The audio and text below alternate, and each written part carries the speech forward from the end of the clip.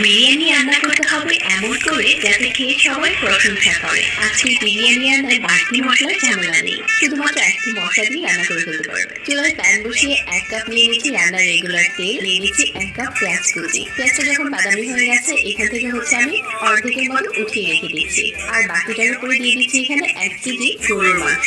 একটু নেড়ে চেড়ে মিশিয়ে নিচ্ছি।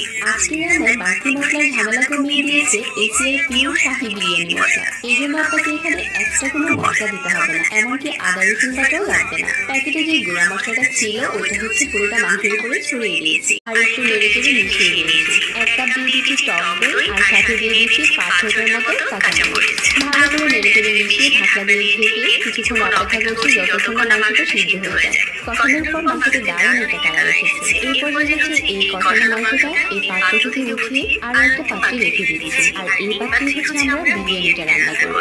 গুঁড়া মশলার সাথে